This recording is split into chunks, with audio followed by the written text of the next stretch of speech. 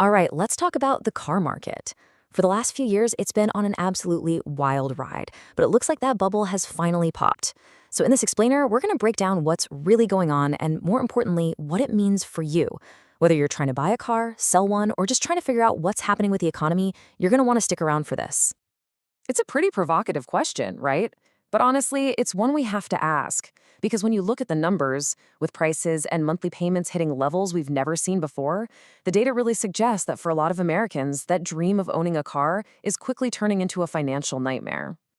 Get this, for the first time in history, the average price of a brand new car is creeping up to $50,000. To put that in perspective, that's a $12,000 jump in just a few years.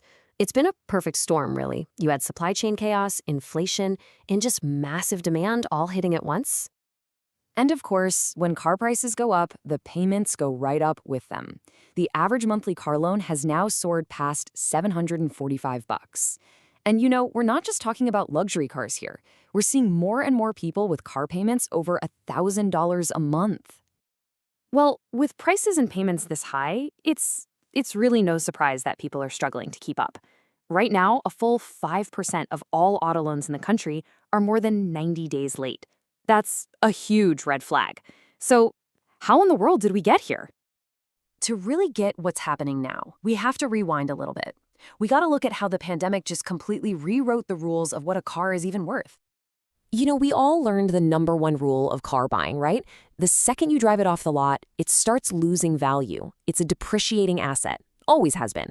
But during the pandemic, that rule just broke. All of a sudden, thanks to shortages and crazy demand, used cars weren't just holding their value, they were going up in value. I mean, just look at this. It perfectly captures how insane things got. Think about it. You could buy a car, drive it around for a couple of years, and then sell it for a profit. A massive profit. That was actually happening in 2021. People were paying thousands over the sticker price for new cars, and used cars, well, they basically became investments. It was a market that just defied gravity. So, yeah, supply and demand got all the headlines, but there was a much bigger, quieter engine driving this whole crisis. A massive, unprecedented explosion in car loan debt. Just look at that number. U.S. auto loan balances have hit a staggering $1.64 trillion. That's not just a big number, it's a 70% increase in just the last 10 years.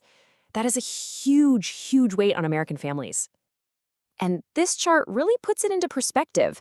Think about all the things we own money on.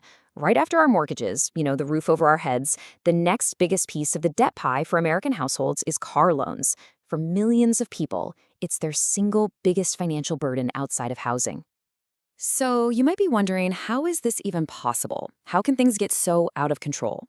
Well, as one investigation put it, the auto lending industry has become a true wild, wild west. See, unlike getting a mortgage, which has all these strict rules and checks, getting a car loan is, well, it's shockingly easy. And here's the heart of the problem. Lenders almost never actually verify your income. And the dealerships, they have a huge incentive to push you into the biggest, longest loan possible. Because, and this is the crazy part, they often make more money on the financing than they do on selling you the actual car. Okay, so let's shift gears and talk about right now. Because as the market starts to, well, correct itself, it's not happening evenly. We're seeing this really clear split with some pretty surprising winners and some really, really big losers. So this chart shows something called days supply. It's basically a fancy way of saying how much inventory a car brand has sitting on dealer lots. The higher the number, the more cars they have to sell, and the more power you have to negotiate. And as you can see, there's a huge gap between a brand like Dodge with tons of inventory and Toyota, which still has very little. But the used market, this is where it gets really fascinating. A used BMW 4 Series is actually up almost 20% in value compared to last year. But on the other side, the biggest loser, by far, is Tesla. Their used car prices have absolutely tanked, falling by double digits. They're actually depreciating 70 times faster than a Chevy, just a massive, massive shift. And just when you think things might finally start to settle down and get back to normal, there's another curveball heading our way. We're talking about a potential 25% tariff on imported cars and parts, which could light a fire under prices all over again. So, what does that mean for your wallet? Well, analysts figure these tariffs could tack on about $3,000 to the cost of a car built right here in the US, and maybe up to $6,000 for cars made in Mexico or Canada. And you might be thinking, wait, why would a US built car get more expensive? It's because basically no manufacturer can build a car using only American parts. It's just not feasible. Okay, so with all this chaos, what can you actually do? How do you protect yourself in a market this crazy? Let's break down a simple but really effective financial game plan. Probably the best piece of financial advice for buying a car is something called the 24-10 rule. It's super simple. Put down at least 20%, finance the car for no more than 4 years, and make absolutely sure your total car expenses, payment, insurance, gas, are no more than 10% of your monthly income. But here's the reality check. The average buyer today is nowhere close to following that rule. People are putting way less money down and signing up for 72-month, that's 6-year loans. It's a recipe for getting trapped in a cycle of debt, where you're constantly rolling what you still owe on your old car into the loan for your new one.